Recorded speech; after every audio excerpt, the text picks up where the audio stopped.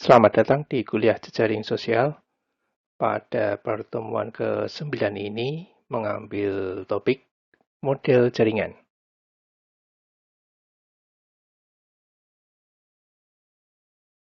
Jaringan memiliki properti umum seperti jalur yang pendek, dibutuhkan sedikit langkah untuk berpindah dari node manapun ke node lain, memiliki segitiga yang tercermin dalam clustering koefisien yang tinggi, dan memiliki distribusi variabel node dan link yang heterogen, seperti derajat dan bobot.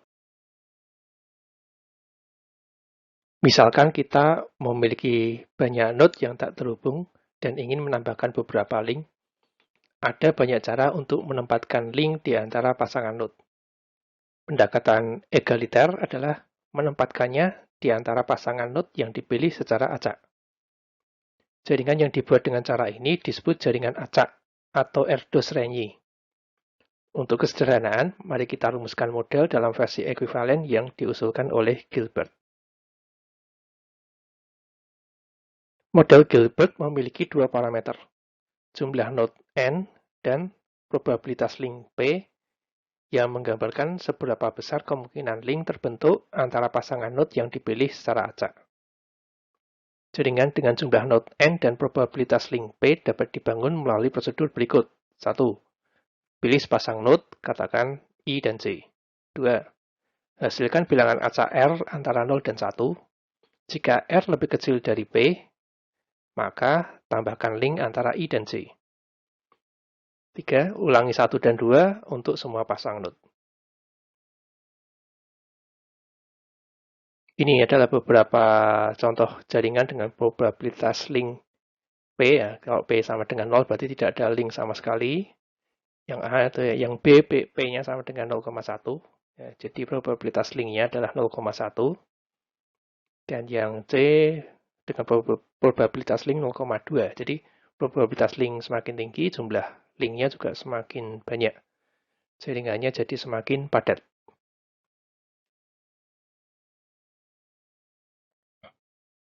Secara intuitif, probabilitas link menunjukkan kepadatan jaringan acak. Probabilitas link adalah rasio yang diharapkan antara jumlah link yang diharapkan dan jumlah link maksimum. Kita tahu bahwa jaringan nyata biasanya tidak padat. Jaringan nyata memiliki derajat rata-rata yang sangat kecil dibandingkan dengan jumlah total node, dan kepadatan yang sangat rendah. Kita simpulkan bahwa agar graf acak menjadi model jaringan nyata yang baik, probabilitas link harus mendekati 0.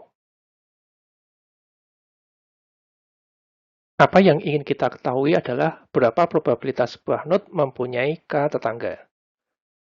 Karena tidak ada node yang memainkan peran khusus dalam model ini, kita dapat mempertimbangkan salah satu node, katakanlah I, dan tanyakan berapa probabilitas I tidak memiliki tetangga, memiliki satu tetangga, memiliki dua tetangga, dan seterusnya.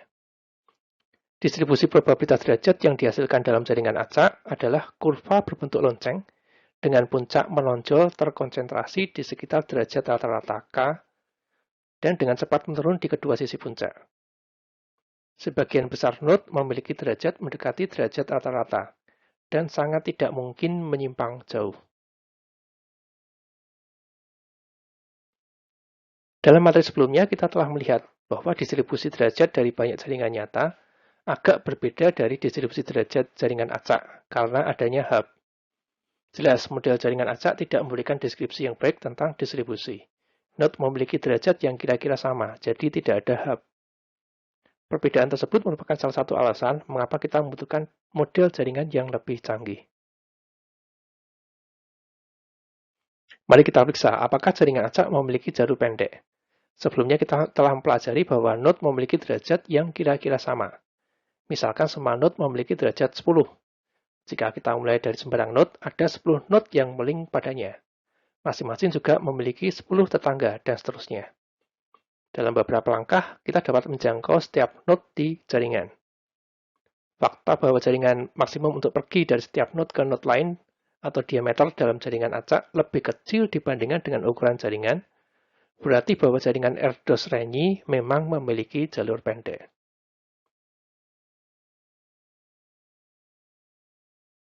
Koefisien clustering dari sebuah node mengukur rasio dari pasangan node tetangga yang terhubung satu sama lain. Kita telah mempelajari bahwa P adalah angka yang sangat kecil jika kita ingin mendeskripsikan jaringan yang nyata dan tidak padat melalui model Erdős-Rényi. Oleh karena itu, koefisien clustering rata-rata dari jaringan ini sangat kecil. Model membuat segitiga dengan probabilitas yang sangat kecil. Sebaliknya, kita tahu bahwa jejaring sosial nyata memiliki clustering koefisien yang tinggi. Oleh karena itu, jaringan acak, entah secara tidak realistis padat, atau secara tidak realistis memiliki sedikit segitiga. Pada akhir tahun 1990-an, Duncan J. Watts dan Stephen H. Strogatz memperkenalkan model small world, juga dikenal sebagai model Watts-Strogatz, yang menghasilkan jaringan dengan kedua fitur, jalur pendek dan clustering tinggi. Clustering tinggi itu artinya mempunyai banyak segitiga. Ide mereka adalah memulai dari jaringan seperti kisi dengan semua node memiliki jumlah tetangga yang sama, seperti kisi hexagonal. Jaringan seperti itu memiliki koefisien clustering rata-rata yang tinggi karena setiap pasangan tetangga yang berurutan dari setiap node terhubung membentuk segitiga dengan node.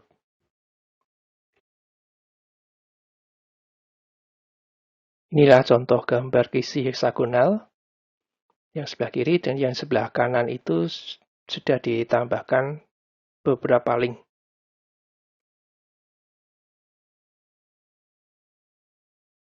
Model small world mampu menghasilkan jaringan yang memiliki dua fitur yang diinginkan, jalur pendek dan clustering tinggi. Namun, model tidak dapat menghasilkan hub. Kita membutuhkan beberapa bumbu model untuk menjelaskan munculnya hub. Model konfigurasi sebenarnya mengejar tujuan yang lebih ambisius, menghasilkan jaringan yang node-nya memiliki rentetan derajat yang semaunya, dengan node 1 memiliki derajat K1, node 2 memiliki derajat K2, dan seterusnya. Rentetan derajat dapat dihasilkan dari distribusi tertentu yang ingin kita reproduksi, atau dapat diambil dari node jaringan nyata. Setelah kita mereproduksi rentetan semua derajat node, kita harus mereproduksi distribusi derajat yang sesuai juga. Model yang dieksplorasi sejauh ini bersifat statis. Semua node jaringan ada sejak awal, yang kita lakukan hanyalah menambahkan atau mengubah link di antara node tersebut. Jaringan nyata sebaliknya, biasanya dinamis. Node dan link muncul dan menghilang. Kelemahan lain dari model jaringan yang kita pelajari sampai saat ini adalah model tersebut tidak dapat menjelaskan keberadaan hub.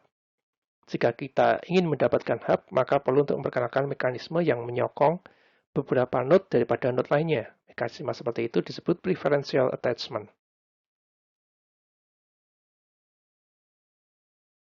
Dalam bahasa jaringan, node yang populer adalah node dengan derajat tinggi, menandakan bahwa ia memiliki banyak tetangga. Preferential attachment berarti bahwa node derajat tinggi memiliki probabilitas tinggi untuk menerima link baru.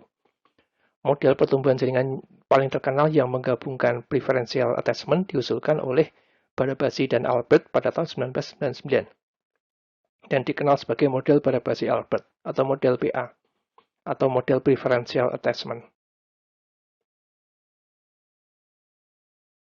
Model Barabasi-Albert adalah kombinasi sederhana dari pertumbuhan dan preferential attachment. Di setiap langkah, node baru ditambahkan dan di-linkkan ke beberapa node yang ada.